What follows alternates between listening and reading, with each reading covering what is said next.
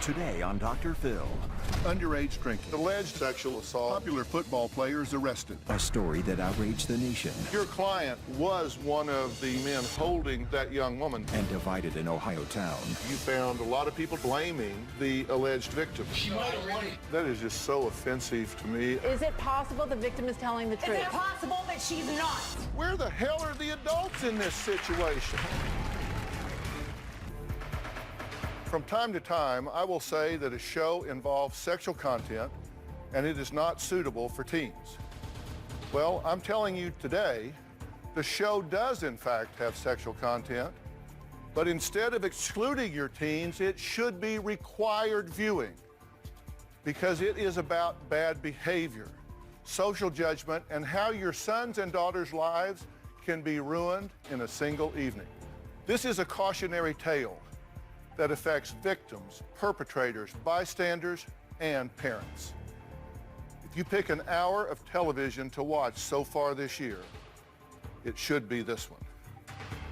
Now, this true story is set in Steubenville, Ohio, but it could be any town, USA, any town where high school football is everything. The team Big Red is a big deal, and according to the team's website, Big Red is what is keeping Steubenville on the map. But now some things have happened to bump football from the front pages. Things that I have to say, I have some major problems with. From a psychological point of view, things that no one else seems to be really talking about, but need to be talked about. Now, what started as a typical end of summer party for a group of teens wound up a national scandal, with people wondering what happened to the moral compass of those involved. Allegations of rape, ruined reputations, and now a national outcry has a middle America town being compared to the outrage of human rights violations in India, where a gang-raped woman was blamed for her own rape that resulted in thousands of protesters in the streets and an international outcry for justice. A world away, similar protest in Ohio. What allegedly happened that night on August 11th, 2012 will make any parent sick, and the reactions of some even sicker. It turned grim fast when photographs, tweets, and videos began circulating suggesting an unconscious girl had been sexually assaulted while others were present, and that many just sat back and watched. Take a look.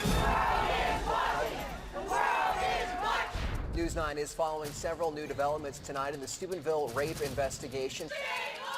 In Steubenville, Ohio, rape allegations against two high school football players are casting an ugly and unwelcome shadow over this entire town. A second Occupy Steubenville rally flooded the area surrounding the Jefferson County Courthouse today.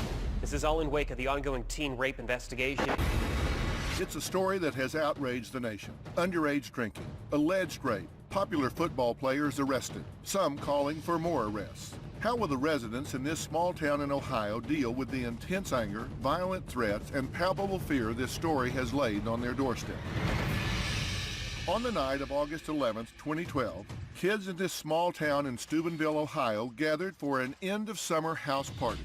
By all accounts, there was drinking, a lot of drinking. And during the course of the evening, the party moved to other houses, lasting until the early morning hours.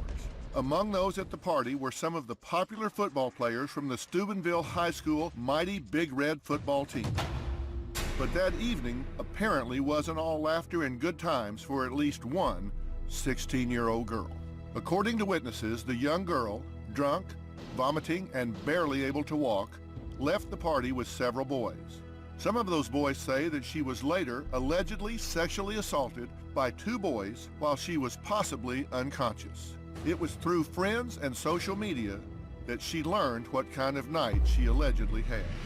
2 days later, the girl's parents, armed with a flash drive containing photographs found online, Twitter posts, and a video, went to police. Days later, 16-year-old Trent Mays and 16-year-old Malik Richmond were arrested. Both 16-year-olds right now are charged with rape and kidnapping, but one of those teens is facing an additional charge of illegal use of a minor in nudity-oriented material. The kidnapping charges against both boys were eventually dropped. I think we're living in a culture that's producing a warped sense of view from the male perspective.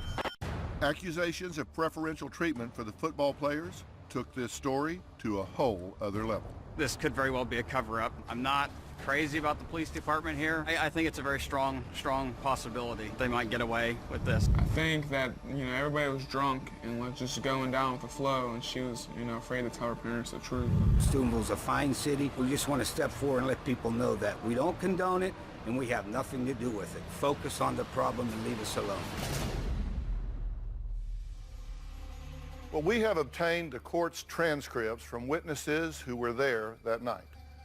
Now, some allegations include sexual assault in the back seat of a car, touching the alleged victim inappropriately on a basement floor when she was passed out, naked pictures taken on a boy's cell phone.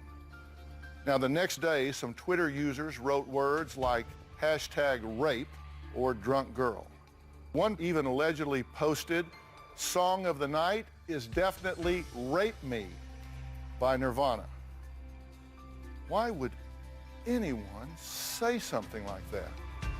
Is this funny? Is this sport? Is there absolutely no empathy for the alleged victim, or perhaps she is herself being blamed? Surely not. After all, this is America, not India, right? But this attitude is part of the reason this story caught the attention of a crime blogger, plus a group who calls themselves Anonymous. Take a look. Greetings, citizens of the world. We are Anonymous. On December 23rd, internet hacker group Anonymous threatened to release information on the high school players allegedly involved in the incident unless a public apology was made to the alleged victim and her family by January 1st. We will not sit idly by and watch a group of young men who turn to rape as a game or sport get the pass because of athletic ability and small-town luck. You now have the world looking directly at you. The deadline passed without an apology. Anonymous then posted online for the world to see a photograph of the alleged victim being carried by two males and a 12-minute video seemingly showing people from the party joking about the alleged assault and the girl's condition. They raped her quicker than Mike Tyson raped that one girl. That's not cool, bro. That's like rape. It is rape. Bro. They raped her. Anonymous also publicly posted a list of the names of other individuals who were allegedly present that night and reportedly saw what happened. Everyone who witnessed that is just as guilty as the people who did it. When you start attacking children and putting their names out where everybody can see it and their addresses, then I'm coming after you. Steubenville erupted in protest. You're a football player, you get to do what you want as long as you got a winning season. I don't think it's right to indict an entire community over something that happened. Everybody here on this side of the street, we're against rape. The town is now divided. Some football players are afraid. The school's been locked down. The sheriff has received death threats. Will life in Steubenville ever return to normal? Joining me now is Walter Madison. Now, he is Malik Richmond's attorney. Malik is one of the 16-year-old boys that is accused in this case. Also joining me is Alexandria Goddard, who once lived in Steubenville and now writes about national crime on a blog and investigated this story because she says she had little faith that authorities would do a thorough job. So I'm glad that you two are here. We wanted your client to come here, and you decided to come in his stead. Why did you not want your client to come here and talk about this himself? Well, Dr. Phil, one of the main things that we want to make clear, clear enough for everyone to understand, there is a courtroom for the discussion that he needs to have. So your client is being tried as a juvenile? Correct. And you're glad of that, right? We're appreciative of that. Right. And do you feel like you can get a fair trial in Steubenville, or have you asked for a change of venue? We've asked for a change of venue. What has happened with social media and the national outrage because of the subject matter, and partly much of that is due to the video that we've now seen has gone viral. Well, first thing, that video has nothing to do with my client. Moreover, that video, as repugnant as it is that individual's form of expression. He's entitled to that. Well, nobody's questioning his right to post it. What they're questioning is the content of what he posted. And your client did not post that video. There is no question about that. But your client was with this young woman that night, correct? Well, the video was not made that night, which is another misconception. No, I'm talking about the night that is being described Correct. in the video. Your client Correct. was with that young woman that Correct. night, correct? That is correct. And you don't dispute that? We don't. And he was one of the young men holding her hands or feet in that picture that has been posted, correct? We've acknowledged that from the beginning. Okay, that's what I'm saying. You've acknowledged that from the beginning. Now, let me add something else to this mix, and I have a question for you. This is the picture we're talking about, and your client is on the left, correct? The left of the photo, correct. Right, on the left of the photo. Now, the video we're talking about, 18-year-old Michael Nodianos became famous when Anonymous reposted a video of him laughing that the girl was dead because she did not awaken from her reportedly unconscious state during the alleged attack. Take a look. How do you feel on a dead girl? Are you serious? I'm a foreplay with the dead girl. He's deader than a doornail. It's considered rape. She wasn't moving. There's usually a reaction to that. She was in the middle of the street. They peed on her. That's how you know she's dead, because someone on her. They raped her quicker than Mike Tyson raped that one girl. That's not cool, bro. That's like rape. It is rape. Bro. They raped her. She is deader than Trayvon Martin, though. I know you heard that. She's deader than him. No, you might go to jail. And is it really rape because you don't know if she wanted to or not? She might have wanted to. That might have been her final wish. I don't think she's dead. She's dead. I got a little sister. That's what I'm saying. That's what I said. What if it was like... What happened if that was my little sister? Right. It wouldn't be, though, because she's not dead. Neither is that girl. She's dead. In the morning she won't be. You didn't see how they carried her out. That is just so offensive to me. I just can't even tell. That's offensive to you. Absolutely. And It's he's talking repugnant. about your client. How does he know all of this?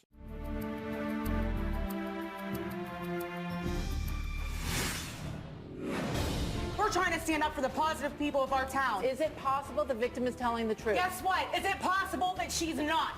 There's nothing positive if you turn your back on a victim.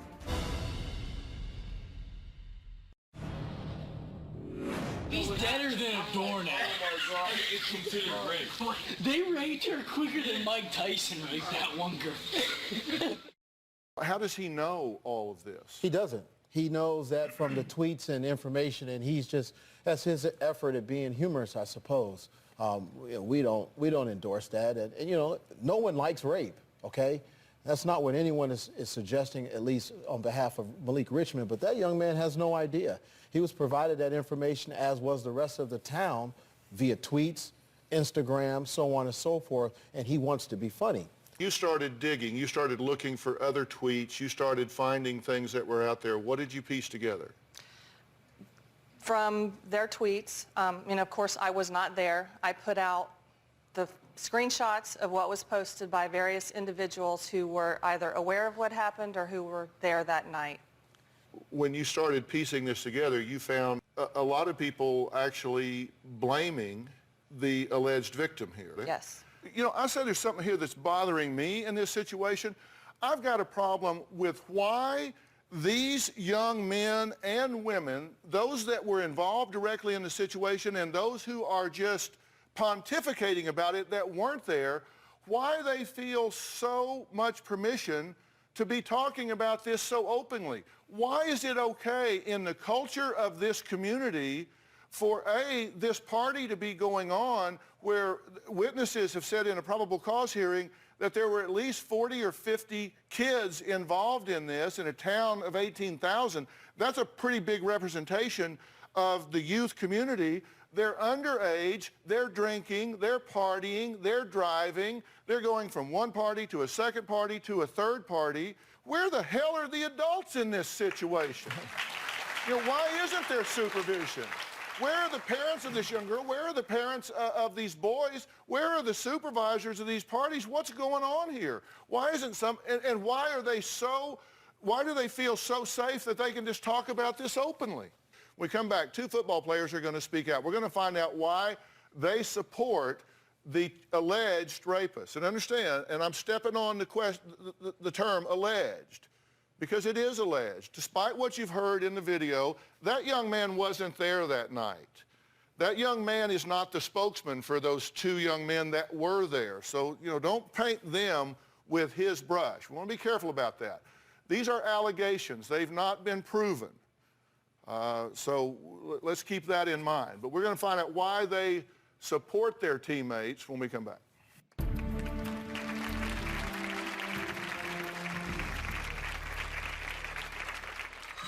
Trent and Malik are close friends of mine. There are people making threats, sending hateful things, saying that all the football players need to be lined up and shot in the head. It feels right now in this community that you're in the middle of a horror movie waiting to be slaughtered. Mr. Madison, was your client in that photograph? Well, he is in the photograph, but he is in the photograph. You mentioned. So you're saying he is one of the men holding either her hands or her legs? Well, let me just explain. Sure. In your question to me, you asked seemingly unconscious, and that's correct. The photo is out of context. That young lady is not unconscious. That young lady was capable of walking, and her friends are individuals who indicated that information to the police. Well, that was Walter Madison talking about this controversial photo. Now, you are asserting that she is not unconscious or incapacitated in that photo. How do you know she wasn't unconscious? I think there was discussion behind it, and there are witnesses. The transcript, you indicated that you had a copy of the transcript. There were 3 witnesses selected by the state of Ohio at their election, and those were the 3 that they felt best established their case. There are additional witnesses, some of which are friends with the accuser, and I choose that word versus victim because the victim assumes something has happened. The accuser in this case, and they offer information that allows me to know, and I'm telling you, that photograph where she's being carried, I would give it location number 2. Location 1 was the infamous party. That's location 2, and then there was a 3rd location. Right. So in between the interim between this photo and location 3, there's a testimony and evidence to suggest that she's talking, interacting, making decisions, and even providing the passcode to her cell phone so that others could get in and unlock her phone. High school football is a big deal in Steubenville, Ohio. Gino is one of the Big Red senior football players on the team. He says it's like being a celebrity in this town of some 18,000. He's good friends with the 2 accused. He wasn't present at the party where the alleged rape took place, but has his own opinions about what really happened. Let's hear what he has to say. Around Steubenville, being on the football team is sort of like celebrity status. Trent and Malik are close friends of mine. I would never expect them to do anything like this. When my son and I did the CNN interview, they asked if he believed that his teammates were guilty. No, not at all. And when he said, no, not at all, my heart sank and my guts just cringed because I knew that there would probably be a lot of backlash for him standing up for what he believed in. It feels right now in this community that you're in the middle of a horror movie. It feels like you're just kind of watching your back or waiting to be slaughtered. I had a couple people tweet me saying that we all together as a football team need to kill ourselves. And there's another threat which is saying that all the football players need to be lined up and shot in the head. Threats are scary, but... No, they're not that scary because I think more than half the people are bluffing. Gino might say he's not afraid, but he is having nightmares. He keeps dreaming that 4 masked men come in their school and shoot it up. I'm very scared. The chance to be able to talk to Dr. Phil is the only thing that has been positive since all this has started. I want to ask Dr. Phil what he suggests or how we can keep our kids safe again and reunite our community to make it a better place. Well, another senior Big Red football player, Eddie, is also here, along with attorney Walter Madison and crime blogger Alexandria Goddard. Let me let me start with you. Jill, what do you think about all this? You're concerned? I'm really, really worried about our children because they're not safe now in our town. There is so much hate because of all this social media and all this blogging and everything that's happened that they're actually targeting our whole town. Gina, you support your friends. What do you base that on other than the fact that they're your friends? I believe that my friends are innocent because, like, that's just out of character for them, for something like this to happen. Like, I would never expect anything like that to happen. Well, but you weren't there. No, I was not. So other than just blind support because they're your friends and they're your teammates, and I understand, I played football my entire life and I have the knees, neck, and head to prove it. So I get that. So you really don't know No, I do not. what happened. You weren't at the party either? No, I want to get that straight. I was not at this party at all. People are saying to me that I was at this party. I was an alleged rapist as well. I just want to get that clear. I am not a rapist. I was not there. I have no knowledge of what happened that night. So Anonymous, this group Yes. that is disclosing information and putting out names and addresses and that sort of thing, said you were at the party? Yes. And you were not? No, I was not.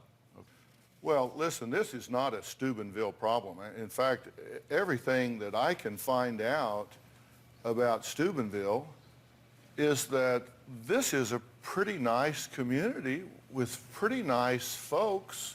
It is. And a pretty good place to raise a family. This just happens to be where we're talking about today, but I'm not here to do a hatchet job on Steubenville. I said it's like any town, USA.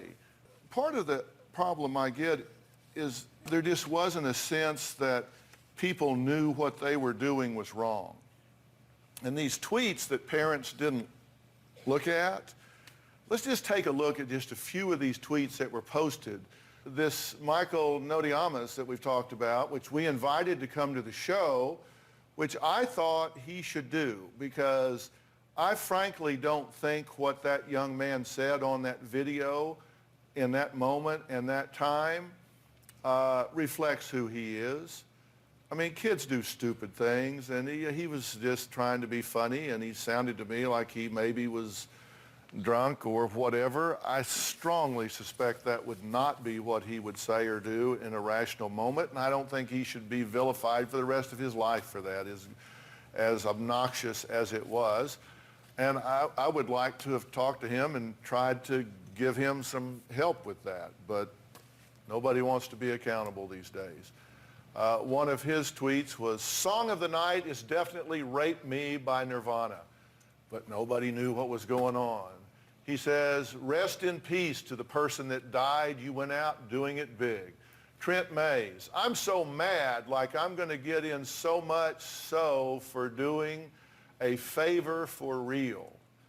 Trent Mays, "Nothing even happened, people. Seriously need to shut up." By other teens, Nody was saying some bangers last night. Like I always say, you don't need much foreplay with a dead girl. It wasn't rape. They were just making love. You know, there just seems to be an absolute disrespect and lack of empathy for this young woman, whatever state she may have been in. Coming up, there are rumors of another alleged rape. We're going to ask the chief of police and the sheriff if there is any truth to that rumor. We'll be right back.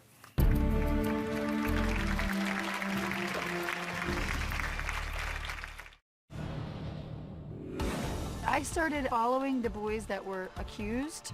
They tweeted about a similar incident that happened in April. You thought it was bad when that girl got raped at Palooza. This is worse. It's a dead body.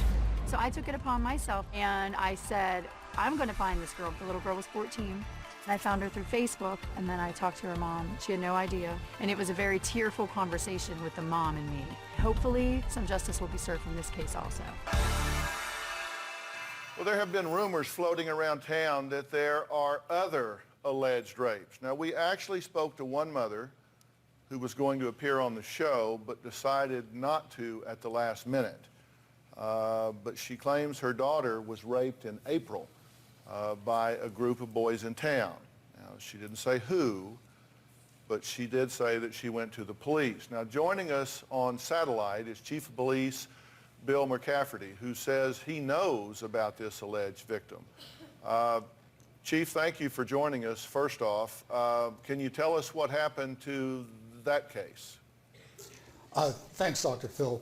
Yeah, we were notified on or about Labor Day of this second incident. Being that BCI, Ohio Bureau of Investigation under the Attorney General's office, was already involved in the case we're discussing today, they took over the investigation. And is that case still open or has it been closed? I spoke to the investigator from BCI last week when they were all in town, and it's still being investigated. Okay, so it is still being investigated. Okay, I want to be sure I heard you right on that. And, you know, we've been talking about what's going on in this community. And before I talk about that generally, in this case, to your knowledge, has this case been adequately and thoroughly investigated, and have the arrests that have been made the appropriate arrests that should have been made? Yes, I believe so. Dr. Phil, we received most of the evidence that's been put on Twitter, social media, very early in the case. We were aware of this. The officer investigating did an excellent job, and within, I believe, 11 days of the incident, we had 2 arrests. There's a lot of misinformation out there. I can't control that. You know, it's one of the unfortunate things about social media. People can get on there and say whatever they want. But my department's done a thorough investigation. The state of Ohio is prosecuting, and we have an outside judge. Right. On the phone, we have Jefferson County Sheriff Fred Abdullah, and he has been very outspoken about what has happened in Steubenville. Sheriff, tell me, as far as this case is concerned, is this being prosecuted appropriately in your opinion? It most certainly is. I had minimal involvement in this case. The Steubenville Police requested my department to go out into the county where 3 individuals that could be possibly suspects. We had warrants in hand, search warrants in hand, to retrieve 3 cell phones. We did that. We took them directly to the police department. They went to the lab at the Attorney General's office, and on one of the phones there was a picture of the victim. The other thing we were involved in, Steubenville Police requested us to go to a home out in the county where the alleged incident occurred with a crime specialist investigator from the Attorney General's office. Before our prosecutor stepped down the case, and she stepped down from the case because there was rumors her son was involved. That's totally not true. But as soon as her son's name was mentioned, she recused herself from the case. So she brought in prosecutors from the Attorney General's office. So we had an Attorney General representative on board before the request was made from the prosecutor to send a team of attorneys in here to prosecute the case. Why are they alleging a cover-up on the part of your office? Well, that's a good question, and I'm sure once this is all resolved in court and they find out there is no cover-up, people will still be upset because there wasn't one. People know I am all about supporting law enforcement, and let me just be one to step up and say, Sheriff, we thank you for standing in the gap for us citizens every day and putting yourself in harm's way, and we appreciate you. Thank you, Dr. Phil. All right. Up next, the former prosecutor says raping a drunk girl makes the perfect crime. She'll tell us why when we come back.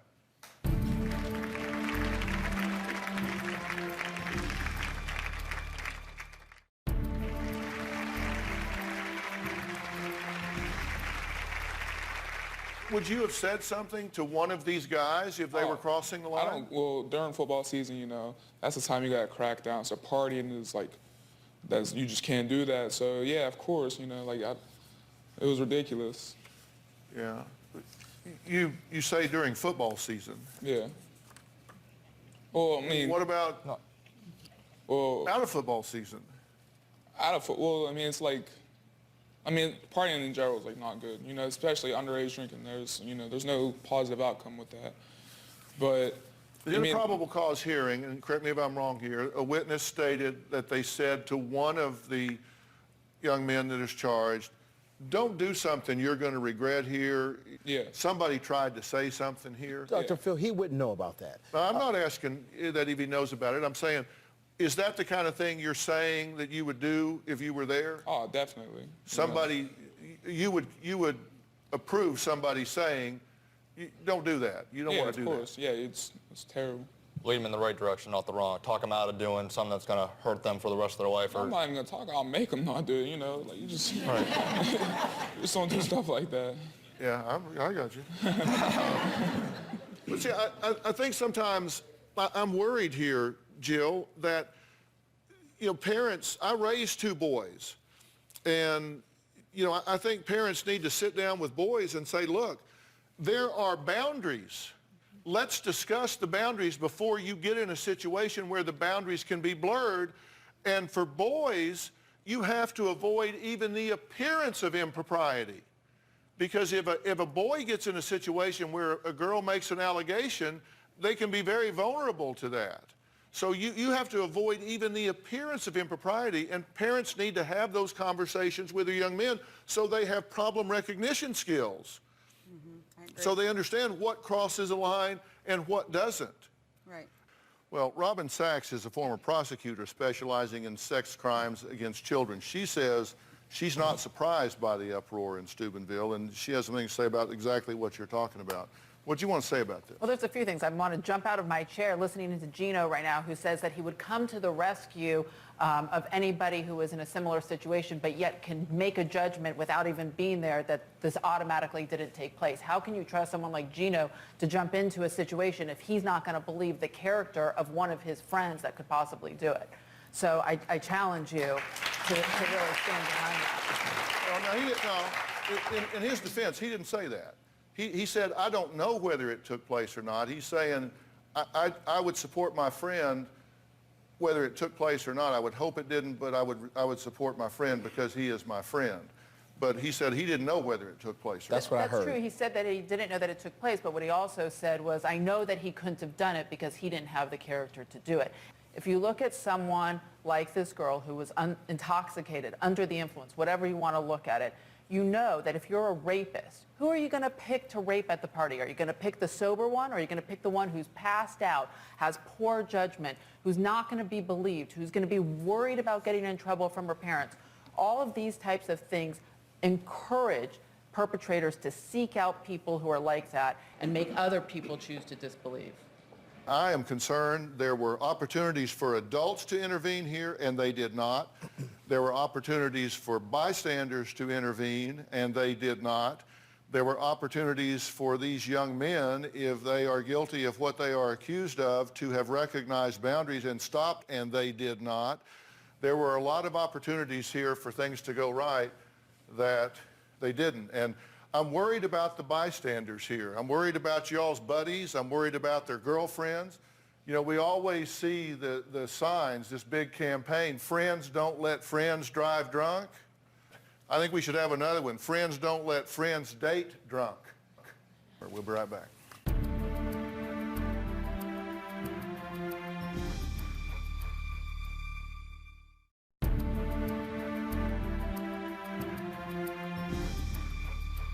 So you're victimizing my son for speaking out. Okay, he doesn't want to believe that any character of any of his friends are like that. The world's perceiving things in a whole different light than what's really happening here. And now it's making our children, who are innocent, or all of the children, innocent or guilty, it's making everybody unsafe. And it's unfair to me. But you guys are not letting this being played out in a court of law. You How came to are we Los not? We're Angeles. not the bloggers. You came to Los Angeles We're not the bloggers. to make a statement. Yes, and I feel like I have to make a statement right now, and I will make a statement, because I will stand up for my town, I will stand behind my son, I will stand up for the youth of our town that is being prosecuted.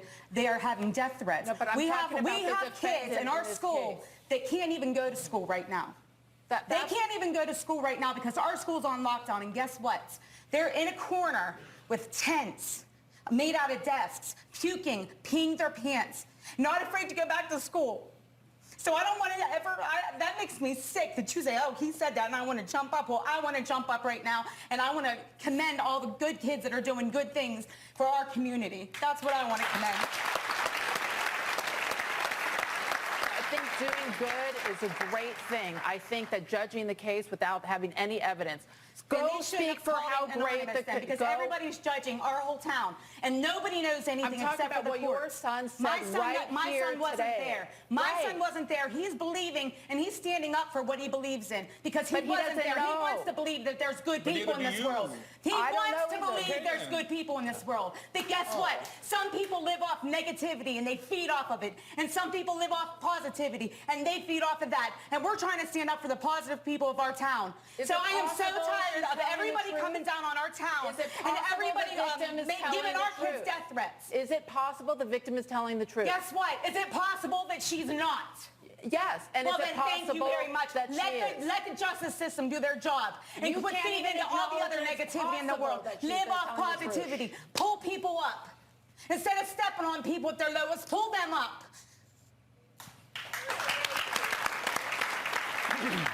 You know, you're using the word positivity, and let me tell you, there's nothing positive if you turn your back on a victim. I agree. There's nothing I agree. positive if you turn your back on a victim.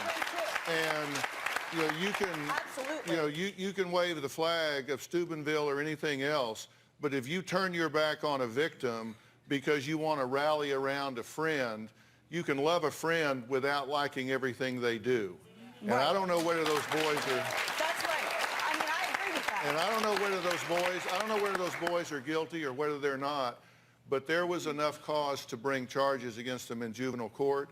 And if in fact they did what they did, it's wrong. They need to be accountable for it. You need agree. to hold them accountable I for agree it. The with that. community needs to hold them accountable for Absolutely. it. And if you turn a blind eye to it and say it's easier to just call her a liar, then you've done a disservice to I her, don't think, to I'm your not boys, saying to she- the town, I'm to not everybody. saying that she's being a liar. I am not saying that she's being a liar at all. I can't find one person in Steubenville that would say, do not hold accountable parties accountable. Exactly. I can't find anybody in Steubenville that would say, oh, well, let's just pretend something didn't happen if it did.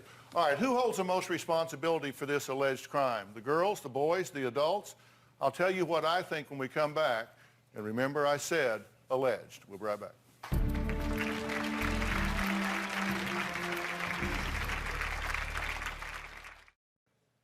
You know, I said at the beginning of this show that it was going to involve sexual content, but that it was really about judgment, and that I wanted you to record this show and sit down and watch it with your kids. And I'll tell you why. Because I want you to talk to your sons and daughters about this kind of situation before they get into it. I wonder what would happen if this had been a hypothetical show and it had played in this community before this night had happened. If parents had sat with their kids and watched this show before this night happened and said, what would you do in this situation? If you were there and one of your friends was drinking and wanting to go off with some boys, what would you do? What would happen if you were in that situation? And boys, what would you do if you were with some girl and she was intoxicated and she was like really cute and you guys started getting really kind of friendly? Well, you know what? You need to understand boundaries, young men, because you've got standards. You cannot elicit, maintain, or allow a young woman to be incapacitated and take liberties with her. That's not okay. You can't elicit it. You can't give her alcohol. You can't maintain it. You can't just be with her and drink with her. You can't allow it and do things with her. That is your standard as a young man. That's what you must hold yourself to. And the fact that this is a party girl that you're with, that doesn't mean that you get to take liberties. That is not okay. If they don't have the capacity to give informed consent, then anything you do is a violation of rights. It seems to me that there is an absolute unbridled lack of empathy if you label someone in a negative way. If you say, oh, this is a slut, or this is someone that's got a loose reputation. What you do when you label someone that way, when you judge someone that way, is you're focused on the behavior, not the motivation. Girls don't do that because they feel good about themselves. If they don't feel good about themselves, it's because they've not had a good ride through this life. But we judge the behavior. Is that what we want to take away from this? I mean, come on. This is not what this is about. Sit down and have this conversation with your kids. Don't let them be in the middle of a firestorm. And let me assure you, don't paint Steubenville with this brush. This could have happened anywhere. This is a good community. They have churches and schools and projects and Christmas programs and picnics just like everybody else. They got problems just like everybody else. But this is a good community. There's a lot of pride in that community. They have a big football program? Sure. And that's a good thing too. If it wasn't for that, I'd have never gone to college. So don't throw rocks at that. I hope you watch this with your kids. I hope you have a good dialogue about it. Did some kids in this situation make some really bad decisions? Very likely. But let's remember, they were kids. Let's try to fix what happened and remember that all of us have ownership in who these kids become. So let's not try to ruin their lives. Let's try to fix their lives. Thank you for coming here today. Thank you guys for coming here today. Robin, thank you. Thanks for your blogging on this. You really helped open people's eyes to some things. You did a good thing. Thanks. I appreciate it. On drphil.com, we'll have the questions you should be asking your teens to get them to open up about this story, and we want to hear from you. So what you may have done in the same or similar situation. Now, tomorrow, we're going to have another important conversation as we discuss a new trend on the internet called slut shaming. Now, this has really gone viral. These are girls who are shamed for how they dress and how they act. Take a look. Tomorrow on an all-new Dr. Phil.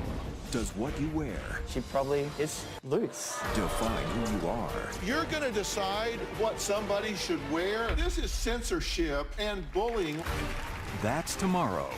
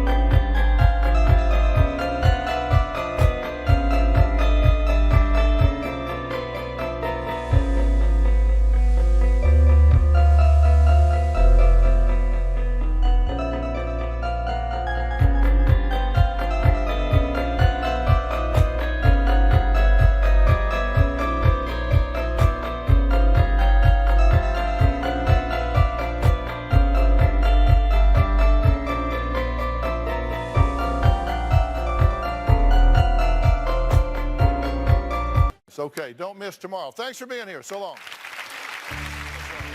Good job today.